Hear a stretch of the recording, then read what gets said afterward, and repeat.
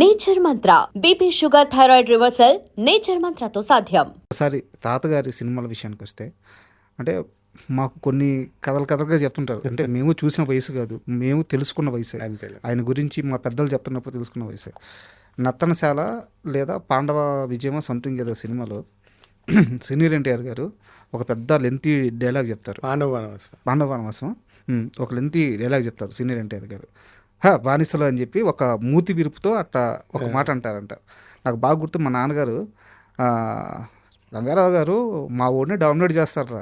మా నాన్న ఎన్టీఆర్ గారి ఫ్యాన్, కృష్ణ గారి ఫ్యాన్, ఎన్టీఆర్ గారి ఫ్యాన్, ఇద్దరు ఫ్యాన్ ఆయన.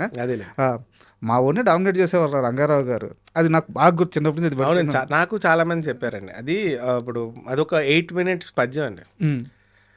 అది మా హిసాబ్లో జరుగుతుంటే అది 8 minutes అయిపోయాక ఈయనకి 4 పేజీల డైలాగ్ ఉందంటే ఆయన ఇదంతా చూసుకుని నేను తేవడం చెప్తాడా అని డైరెక్టర్ గారు నేను చూసుకుంటానంటే ఆయన ఒప్పుకున్నారంట.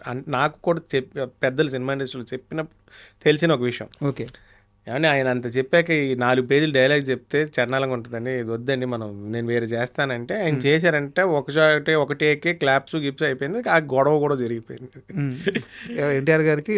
అంటే డైరెక్ట్గా గొడవ కాదు, అలాగెలా కుదురుతుంది అంత పెద్ద పద్యాన్ని అలాగా అది లైట్గా తీసి పడేస్తే నాకు ఇంపాక్ట్ మారిపోదు అది అంటే. నాకు అర్థమైంది ఏంటంటే అక్కడ ఒక భీముడికి దుర్యోధనుడికి జరిగే ఒక ఇన్సిడెంట్ అది, కానీ అది పర్సనల్గా వెళ్ళిపోయిందో మరి ఫ్యాన్స్ దాకా వెళ్ళిపోయిందో నాకు కరెక్ట్గా తెలియదండి. మన వయసుకి మనకు తెలియదు కదా ఎప్పుడో జరిగింది. నేను ఏంటంటే ఆ తర్వాత ఒక క్లాష్ వలన మాట వచ్చి ఒక 3 సంవత్సరాలు తెలుగు సినిమాలు చేయలేదండి తాతగారు. ఆయన తమిళ సినిమాలు చేసుకున్నాడు. ఆయన ఇక్కడ స్టార్ అక్కడ స్టార్ అంతే. మళ్ళీ కేవీ రెడ్డి గారే పిలిచి మళ్ళీ ఇద్దరు కాంబినేషన్ చేయాలని చేయడమే అని నేనైనా నాకు ఆలీలు చెప్పాల్సిందే మన వయసుకి ఆయన పెద్ద. అది చాలా డిబేట్ అయ్యి చాలా రోజులు ఆ షూటింగ్ ఆగిపోవడానికి కారణం ఆ సీన్ అనేది నేను కూడా విన్నాను. అయితే వారిద్దరికి కూడా తాతగారికైనా సరే సినీ ఎన్టీఆర్ గారికైనా ఏదో తప్పు అయితే కరెక్ట్ చేయండి. 1951 కానీ 52 కానీ పాతాళ భైరవి 51 వాళ్ళిద్దరికి కూడా పెద్ద బ్రేక్. అంటే ఇద్దరికి ఒకేసారి వచ్చింది. అవునండి, ఎన్టీ రామారావు గారు ఫస్ట్ సినిమా కదా అది. కాదు ఫస్ట్ సినిమా కాదు, ఫస్ట్ బిగ్గెస్ట్ హిట్ పాతాళ భైరవి. తాతగారికి కూడా ఫస్ట్ బిగ్గెస్ట్ హిట్ పాతాళ ఇద్దరికి ఒకటే.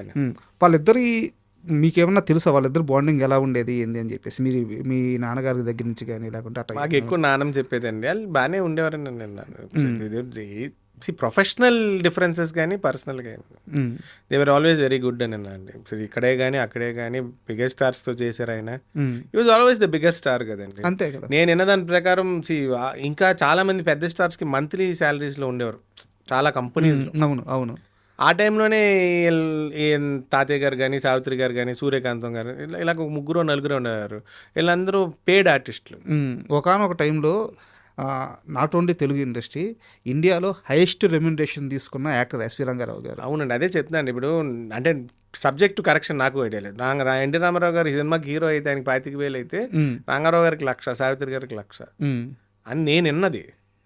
So I may be subject to correction, but still double the payment హీరోల కన్నా. ఆయనని కాదు, ఎన్టీ రామారావు గారు ఒకళ్ళే అనకూడదు మనం, ఇంకా పెద్ద ఆర్టిస్టులు పెద్ద హీరోలు చాలా మంది. ఎందుకంటే ఇది విజయవారి వాళ్ళ దాంట్లో ఏ సినిమాలు చేసినా ఏఎన్ఆర్ గారు కానీ ఎన్టీఆర్ గారు కానీ వీళ్ళంతా ఎంప్లాయీస్. అవును, మంత్లీ శాలరీస్ ఉండేవి. అవునండి, అడిషనల్గా సినిమాకి రెమ్యునరేషన్ ఉండేది. సో అంతేగాని వీళ్ళు నేను అదే చెప్తున్నాను. ఎగ్జాంపుల్ చెప్పాను 25,000 to 1 lakh అని. నేను చెప్పింది ఒక బేసిక్ ఇది. మా తాతగారికి కూడా విజయ స్టూడియోస్తో ఉన్న అనుబంధం అనేది కదా విజయవాణితో. మా పెద్దత్త పేరు విజయలక్ష్మి.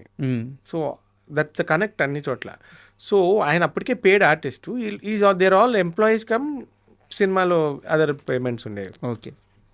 అండ్ అంటే ఎన్టీఆర్ గారి ప్రస్తావన వచ్చింది కాబట్టి ఇప్పుడు ఈ రోజున మీరు ఎన్ని ఇబ్బందులు పడుతున్నారో లేకుంటే మీ పర్సనల్గా ఎన్ని సక్సెస్ఫుల్ చూస్తున్నారో పక్కన పెడితే, ఆ తరంలో ఆయన మనవడు అని గుర్తుపెట్టుకున్న స్టార్స్ కొంతమంది ఉంటారు. ఉదాహరణకి బాలకృష్ణ గారు మీకు ఎప్పుడు టచ్లోకి వచ్చినా చాలా ప్రేమగా మాట్లాడతారు, చాలా గౌరవంగా చూసుకుంటారు. అండ్ సీనియర్ ఎన్టీఆర్ గారి 100వ జయంతి ఫంక్షన్కి మిమ్మల్ని ఇన్వైట్ చేశారని చెప్పారనమాట. సో అలాంటి కమిట్మెంట్ మిగతా స్టార్స్లో ఎక్కడన్నా చూసారా మీరు బాలకృష్ణ గారు కాకుండా? అండి it depends and varies from person to person అండి. బాలకృష్ణ గారు అంటే వెళ్తే చాలా ఫ్రీగా మాట్లాడతారు. నేను ఇప్పుడు మేము కలిసి పక్క ఫ్లోర్లో షూటింగ్ చేసిన రోజులు ఉన్నాయి. సో వెళ్తే బాగా మాట్లాడతాడు, బాగా రెస్పాండ్ అవుతాడు. ఆ రోజు కూడా నేను వచ్చిన లోపలికి వెళ్ళలేకపోయాను. సో మ్యాసివ్ క్రౌడ్, నేను ట్రావెల్లో లేట్ అయింది. ఇంతకుముందు జరిగిన 2-3 ఇన్సిడెంట్లో కూడా నేను ఆయనతో మాట్లాడాను. ఆయనతో ఎప్పుడు ఫుల్ సపోర్ట్గానే ఉంటాడు. ఆయన ఇంకా ఎదురు అడ్వైస్ చేస్తాడండి. మాలాగా స్టీరియో టైప్ హీరోలు అవ్వకుండా సినిమా లేట్ అయినా పర్లేదు, మీ తాతగారు లాగా మా నాన్నగారు లాగా డిఫరెంట్ క్యారెక్టర్స్ ట్రై చేయాలి. ఆయన పర్సనల్ ఒపీనియన్స్ ఆయన చూసి కొన్ని చెప్పేవారు. సో చాలా అదేమి ఉండేది కానీ మిగతా అంటే I hardly met a few అండి. ఇప్పుడు దాసనారాయణ గారు ఉండేవారు, ఆయన బాగా ఉండేవారు. ఎప్పుడు వెళ్ళినా రానా అని కూర్చోబెట్టుకుని మాట్లాడేవారు. అలాగే గుమ్మడి గారు ఉన్నంతసేపు అలా చాలా మంది ఆర్టిస్ట్. నేను అనుకోకుండా సావిత్రి గారు అలా డాటర్ వాళ్ళ ఇంటి గోప్రవేశానికి రజనీకాంత్ గారిని కలిశారు. ఓకే. ఆయన కూడా అసలు ఆయనే అంత super star. But they all rate తాతయ్య గారే సూపర్ స్టార్ కదా. సో వెరీ ఆయన చాలా సాఫ్ట్గా, చాలా ఇదిగా, చాలా ఏం చెప్పారు రజనీకాంత్ గారు, కాస్త క్లారిటీగా చెప్తారా?